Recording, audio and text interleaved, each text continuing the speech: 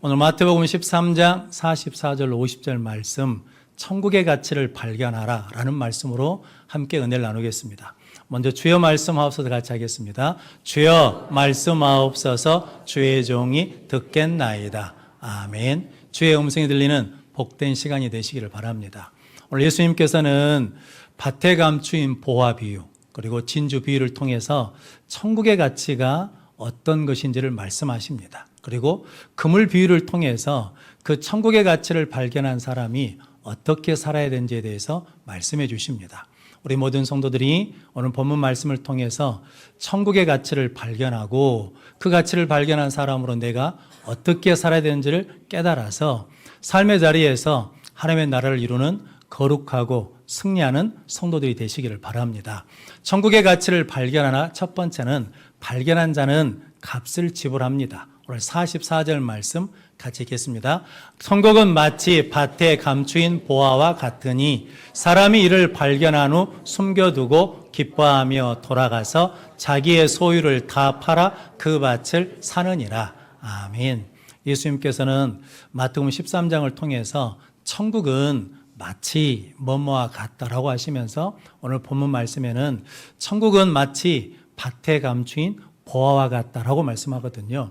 이스라엘은 외세 침공이 많아가지고 피난을 갈 때 금이나 보화를 들고 다니면 위험하니까 그것을 땅에다 밭에다 묻어두고 피난을 가는 일들이 많았답니다. 우리나라도 몇 년 전에는 마늘밭에서 수십억이 나오는 사건이 있었거든요. 그러니까 땅에 묻어놓으면 안전하다는 거거든요. 그런데 피난을 갔던 사람들이 혹은 죽거나 무슨 연고가 있어서 돌아오지 못하면 아무도 그 보물이 거기에 있는 걸 모르거든요. 그러다가 우연찮게 밭에서 일하는 일꾼이 그 보화를 발견했습니다. 보화를 발견했는데 밭이 자기 소유가 아니니까 그것을 다시 숨겨두고 기뻐하며 돌아가가지고 자기 집의 모든 소유를 다 팔아 그 밭을 산다라고 말씀합니다. 진주 비유도 같은 비유입니다. 값비싼 진주를 발견하면 그 진주 장사가 자기 집에 들어가가지고 돌아가서 소유를 다 팔아 그 진주를 산다라고 말씀하거든요. 성도 여러분, 발견했다고 해서 내 것이 되는 게 아니라 내 것이 되기 위해서는 그것에 무엇을 지불해야 된다는 겁니까? 값을 지불해야 내 소유가 된다라고 말씀하거든요. 하나님을 우리가 발견할 수 있거든요. 그런데 그 하나님이 나의 하나님이 되기 위해서는 믿음의 값을 지불해야 된다라는 의미의 말씀입니다. 구약 성경에 룻기라는 성경이 있습니다. 거기에 나옴이라는 여인이 이제 남편과 아들 둘을 데리고 이제 흉년이 들어서 베들레헴을 떠나서 모압 지방으로 이민을 갔습니다.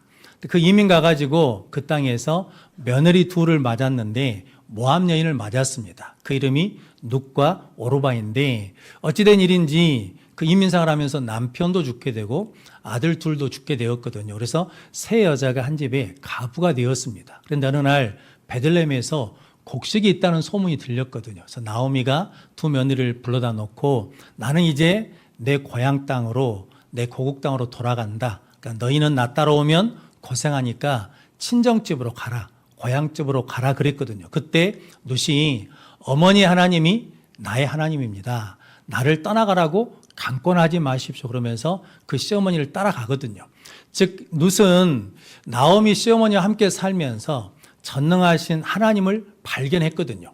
천국의 보화를 발견했거든요. 그런데 그가 이제 그 보화를 나의 소유로 삼기 위해서는 어느 길을 가야 되냐면 힘들고 고생하고 어려운 길이지만 그 길을 가기로 자기가 뭐 했다는 겁니까? 값을 지불하겠다고 선언한 거거든요. 그래서 룻은 이제 믿음의 백성이 되고 예수님 족보의 이름이 올라가는 승리자가 되었습니다. 오르바는 같은 집에서 살았거든요. 이럴 수 있거든요. 천국의 보화 하나님을 발견하지 못할 수도 있고 혹은 발견했을지라도 어머니 따라갔다가는 시어머니 따라갔다가는 고생하고 힘든 일이 뻔하니까 나는 가지 않겠다. 그래서 어디로 가냐면 고향 친정집으로 가버리거든요. 그래서 보화가 누구 소유가 되지 못하냐면 자기 소유가 되지 못했다라는 말씀이거든요. 그런 것처럼 성도 여러분, 우리가 신앙생활하고 교회 다니면서 천국의 보화 되신 예수님을 발견할 수도 있고 말씀을 깨달을 수도 있고 진리를 발견할 수 있거든요. 그때 그 진리가 나의 진리, 말씀이 나의 말씀이 되기 위해서는 우리도 값을 지불해야 그것이 나의 소유가 된다라고 말씀합니다. 그럼 성도 여러분, 저 여러분들이 천국의 보화를 발견하시고 그것을 나의 소유로 삼기 위해서 희생의 값을, 믿음의 값을 지불하는 우리 모든 성도들 되시기를 바랍니다. 예수님이 베드로와 야고보, 요한 제자를 부르셨거든요. 그들이 보화 되신 예수님을 만났습니다. 근데 그때 그들이 배와 그물을 버려두고 예수를 따르게 되었거든요. 성도 여러분, 예수를 따르려면 예수님을 내 소유로 삼으려고 그러면 반드시 무엇을 지불해야 된다는 겁니까? 값을 지불해야 나의 예수님으로 삼을 수 있다라고 말씀합니다. 우리 모든 성도들이 천국의 보화 되신 예수님을 발견하고 그 예수님을 나의 예수님으로 모셔드릴 수 있도록 값을 지불하는 성도들 되시기를 바랍니다. 독일에 핸델이라는 유명한 작곡가가 있습니다. 근데 그 당시에는 이게 남자들도 가발을 썼답니다. 그 가발이 권위와 신분을 나타내는데 어느 날 그 가발을 잃어버렸답니다. 근데 그 가발을 누가 찾아줬냐면 이발소에서 일하는 아가씨가 찾아줬답니다. 그래서 고마워서 그 이발소에 자주 가게 되고 고마워서 핸델이 작곡한 유명한 메시아라는 그 악보에다가 자기 이름을 사인해가지고 줬답니다. 나중에 힘들고 어려운 일이 있으면 그것을 통해서 잘 사용하라고 줬다는 거거든요. 어느 날 이발소에 이발하러 갔는데 그 아가씨가 다른 이발사 사람한테 머리 말게 그 악보 좀 갖다 달라고. 악보를 가지고 뭐 했냐면 파마 많은 것으로 썼다라는 거거든요. 그래서 그 뒤로 그 이발소에 안 가게 됐다라는 거거든요. 이 아가씨는 그 가치를 모르니까 그 가치를 복되게 사용하지 못한 거거든요. 아무리 좋은 것을 주어도 가치를 모르면 낭비하게 된다라는 거거든요. 그러면 성도 여러분, 우리는 예수 그리스도를 믿음으로 구원받아 하나님의 자녀가 된 줄로 믿습니다. 하나님의 자녀가 된 것은 우리에게 이제 영생이 있기 때문에 그 어떤 것보다도 귀한 가치 있고 존귀한 존재가 된 줄로 믿습니다. 그네 가운데 믿음으로 늘 감사하며 살아가는 성도들 되시기를 바랍니다. 그런데 그 가치를 모르고 낭비하고 허비한 사람이 있거든요. 구약 성경에 에서가 대표적인 사람인데 창세기 25장 34절 말씀 같이 읽겠습니다. 야곱이 떡과 팥죽을 에서에게 주매 에서가 먹으며 마시고 일어나 갔으니 에서가 장자의 명분을 가볍게 여김이었더라. 아멘. 에서가 사냥하러 갔다가 돌아오면서 배가 고프거든요. 그런데 야곱 동생은 장자권에 대한 욕심이 늘 있어요. 그래서 배고픈 형에게 야 팥죽 한 그릇 주라 그랬더니 형 장자권 팔면 내가 줄게 그랬더니 그래 이까지 그 장자권 너 가져라 그러면서 팥죽하고 바꿔 먹어버렸다라는 거거든요. 그런데 이 사건에 대해서 히브리서에서는 뭐라고 하냐면 우리 안에 에서처럼 장자의 영분을 팥죽 한 근에 팔아버린 망령떼근 자가 없는가 살펴보라라고 그러거든요. 성도 여러분, 장자권은 하나님께서 주신 특별한 복이거든요. 다른 사람보다 몫이 2배거든요. 그런데 에서는 그 장자권의 가치를 알아요, 몰라요? 몰라요. 그러니까 허비해버렸다라는 거거든요. 성도 여러분, 우리에게 주신 생명도 구원도 이렇게 가치 있는 것인 줄로 믿습니다. 그 가치를 알고 복되게 살아가는 우리 모든 성도들 되시기를 바랍니다. 사도 바울은 예수님 만나기 전에는 예수 믿는 사람들을 잡아 가두고 죽이는 일에 앞장섰던 사람이거든요. 그런데 다메섹 도상에서 예수님께서 찾아오셨거든요. 그러니까 실은 우연히 무엇을 발견한 겁니까? 밭의 보화를 발견했거든요. 그리고 난 다음에 그가 고백하기를 빌립보서 3장 7절 8절 말씀입니다. 같이 읽겠습니다. 그러나 무엇이든지 내게 유익하던 것을 내가 그리스도를 위하여 다 해로 여길 뿐더러 또한 모든 것을 해로 여김은 내 주 그리스도 예수를 아는 지식이 가장 고상하기 때문이라. 내가 그를 위하여 모든 것을 잃어버리고 배설물로 여김은 그리스도를 얻고. 아멘. 내가 모든 것을 배설물로 여긴 것은 그리스도를 얻는 것이 그것보다 더 뭐하다는 겁니까? 가치 있는 것이다라는 거거든요. 성도 여러분, 천국에 보화 되시는 예수 그리스도가 내 걸 다 버려도 그만한 가치가 있는 분이시다라고 말씀하시고, 그래서 바울은 내가 가진 모든 것을 뭐로 여기냐면 해로 여기고 배설물, 쓰레기로 여긴다라고 고백하면서 나는 다 버릴지라도 무엇을 선택하겠다는 겁니까? 예수를 선택하겠다. 즉 어떤 값을 치르더라도 나는 예수 그리스도를 붙들겠다라는 믿음으로 살았더니 위대한 믿음의 사도가 되었습니다. 성도 여러분, 여러분들도 천국의 보화를 발견하시고 그것이 나의 것이 될 수 있도록 믿음의 값을 지불해서 승리하는 믿음의 성도들이 되시기를 바랍니다. 예수님도 실은 우리에게 무엇을 주시려고? 천국을 주시려고, 구원을 주시려고, 영생을 주시려고 하늘 보좌를 버리시고 이 땅에 내려오셨거든요. 그리고 십자가에 달려 죽으셨습니다. 성도 여러분, 내가 죽어도 무엇을 주는 게, 구원을 주는 게, 영생을 주는 것이 훨씬 더 값지다라는 거거든요. 즉 예수님도 당신의 생명값보다 뭐가 더 귀하다는 겁니까? 영생이 더 귀하다라는 것을 친히 우리에게 보여주셨거든요. 그래서 히브리서 12장 2절 말씀 같이 읽겠습니다. 믿음의 주여 또 온전하게 하시니 예수를 바라보자. 그는 그 앞에 있는 기쁨을 위하여 십자가를 참으사 부끄러움을 개의치 아니하시더니 하나님 보좌 우편에 앉으셨느니라. 아멘. 그는 그 앞에 있는 기쁨을 위하여 십자가를 참으사 부끄러움을 뭐하지 않으셨다는 겁니까? 개의치 않으셨어요. 상관하지 않으셨어요. 예수 믿다가 어려움이 있어도, 예수 믿다가 속상한 일이 있어도, 예수 믿다가 부끄러움을 당해도 그것이 전혀 상관이 없다는 거죠. 왜냐하면 나에게는 뭐가 있으니까?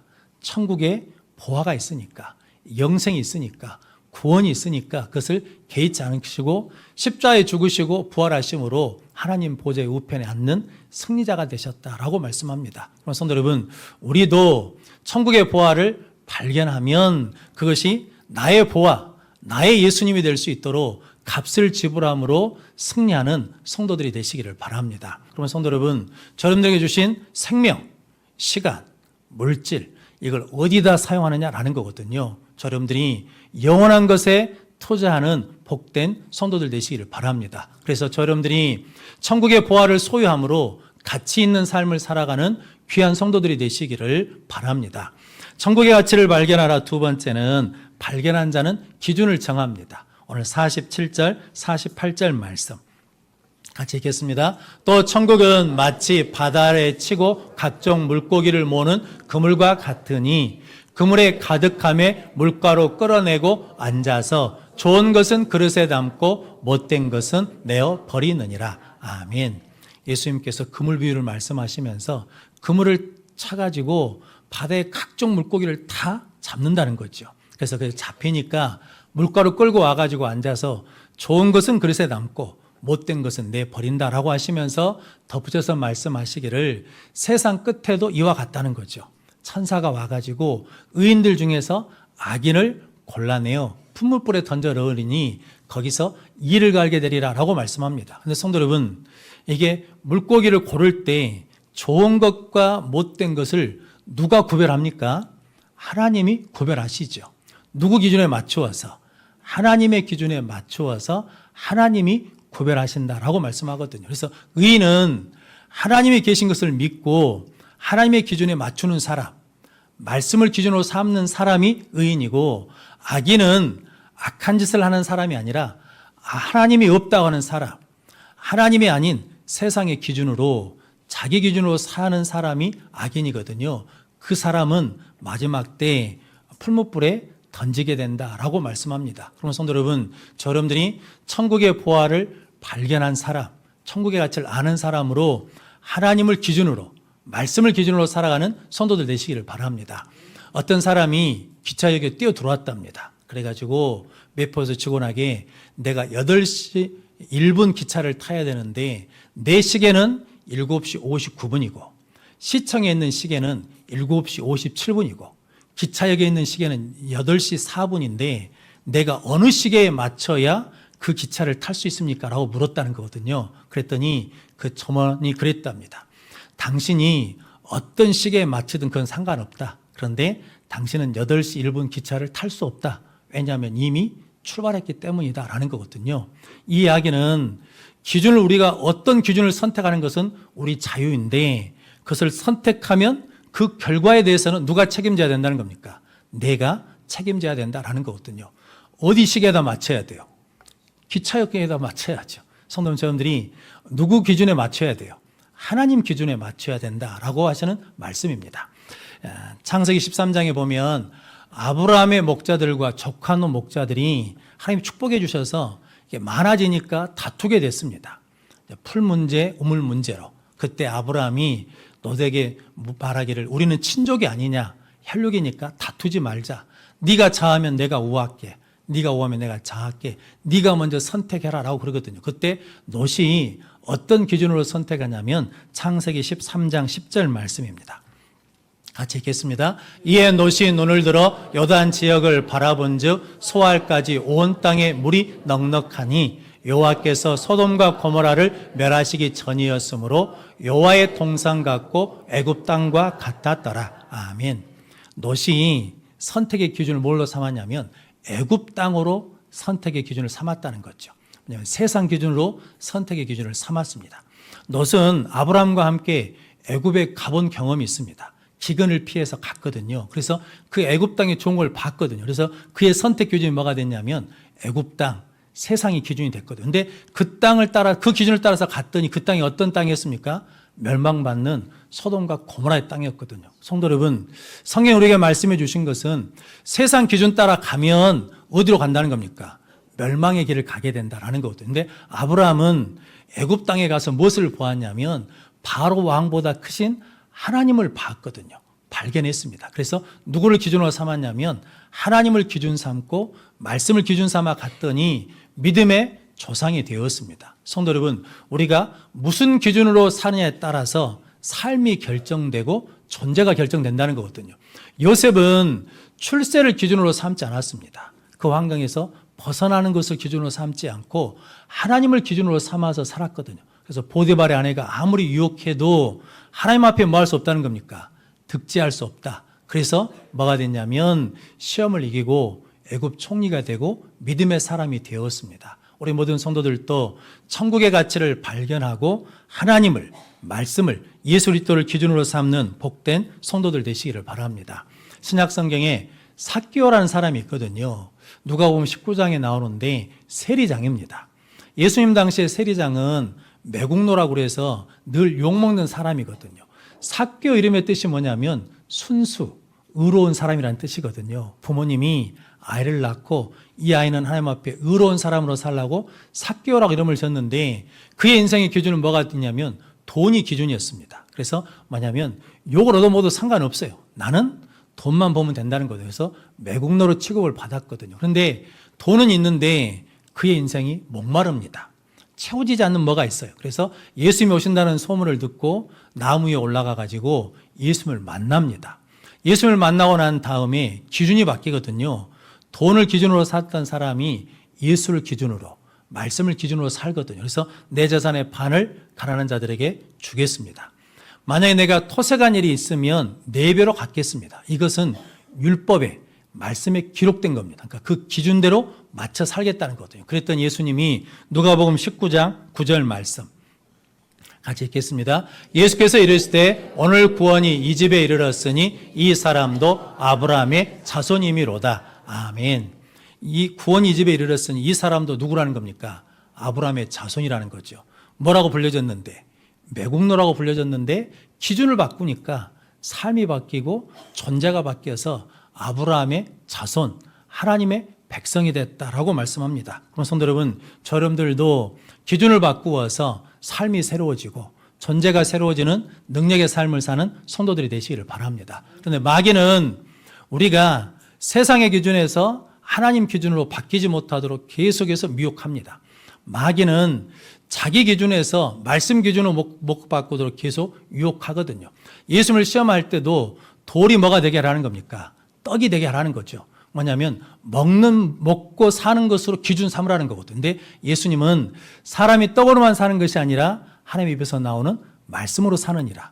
예수님은 말씀을 기준으로 삼았더니 시험을 이기셨습니다. 우리도 말씀을 기준으로 삼으면 어떤 시험이 환난이 와도 이기는 삶을 살게 될 줄로 믿습니다. 성도 여러분, 저 여러분들이 기준이 정확하지 않으면 혼란한 삶을 살게 된다는 거죠. 그런데 기준이 정확하면 그 모든 혼란이 정리되고 온전한 삶을 살게 될 줄로 믿습니다. 그래서 사도행전 4장 19절 말씀 같이 읽겠습니다. 베드로와 요한이 대답하여 이르되 하나님 앞에서 너희 말을 듣는 것이 하나님의 말씀을 듣는 것보다 옳은가 판단하라. 아멘. 베드로와 요한을 공에다 잡아다가 다시는 예수 이름으로 말하지 마라, 예수 이름을 가르치지 말라고 협박했거든요. 압박을 넣습니다. 그런데 베드로와 요한이 그 상황에서도 하나님 앞에서 야, 생각해 보자.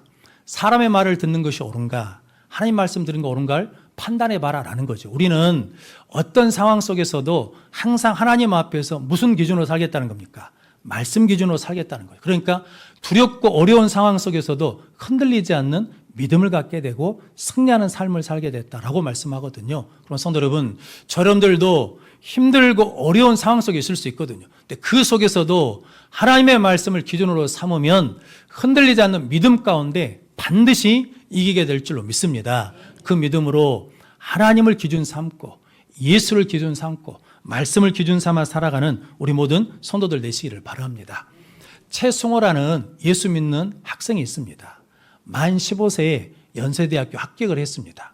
21살에 최연소 사법고시에 합격을 했습니다. 그러니까 사람들이 부모님을 찾아와가지고 어떻게 교육을 시켰길래 이런 아들을 만들었냐라고 물어보지 않겠습니까? 근데 이 부모님이 개척교회 하시는 목사님이시거든요. 그런데 그 사모님이 그렇게 인터뷰를 했답니다.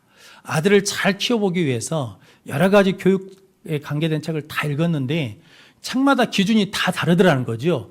어떤 기준을 정할 수가 없어서 기도하는 중에 하나님의 말씀을 절대 기준으로 삼아야 되겠다. 그래서 말씀에 맞추어서 아들을 키우게 됐답니다. 그래서 어떤 책을 냈냐면 엄마의 수준이 아들의 수준을 결정한다.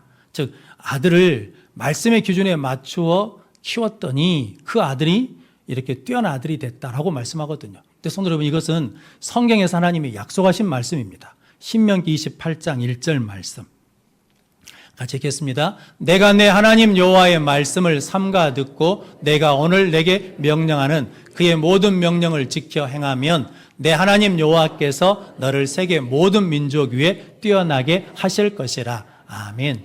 모든 명령을 지켜 행하면, 이 말씀은 말씀을 기준으로 살면 너를 세계 모든 민족 위에 뛰어나게 하실 것이다 라고 말씀합니다. 성도 여러분, 직업에 귀천이 없는 것처럼 우리가 어떤 상황에 있든 삶의 자리에 있든 말씀을 기준으로 살면 그 자리에서 하나님께서 우리를 뛰어나게 하시고 또 뛰어나게 하시고 뛰어나게 해주실 줄로 믿습니다. 그럼 성도 여러분, 그 말씀을 믿고 여러분들이 세상 속에서 하나님의 말씀을 기준으로 살아가는 천국의 가치를 발견하는 복된 성도들 되시기를 바랍니다. 그래서 하나님께서는 이스라엘 백성들을 출애굽해가지고 석 달 만에 시내산에서 십계명을 주시거든요. 그 이유는 뭐 때문이냐면 하나님을 믿는 믿음의 백성이 너희가 되었으니 이제 세상의 기준이 아니라 말씀의 절대 기준을 가지고 살아가면 대적들이 너를 치러 올지라도 한 길로 왔다가 10길로 도망갈 것이고 모든 복이 너에게 임할 것이다. 성읍에서도 복을 받고 들에서도 복을 받고 나가도 복을 받고 들어와도 복을 받을 것이다 라고 말씀합니다. 그러면 성도 여러분, 십계명의 주 내용이 뭡니까? 우상 숭배하지 말고 하나님만 경배하라. 그러면 삶의 기준이 높아진다. 그리고 주일 성수해라. 그러면 시간을 사용하는 수준이 높아진다. 하나님 앞에 11조를 들어라. 그러면 경제적인 수준이 높아질 것이다 라고 말씀하거든요. 성도 여러분, 그러므로 여러분들이 이제 예수님께서도 마태복음 6장 33절에 그런즉 너희는 먼저 그의 나라와 그의 의를 구하라. 그러면 이 모든 것을 너희에게 더하리라 라고 약속해 주셨습니다.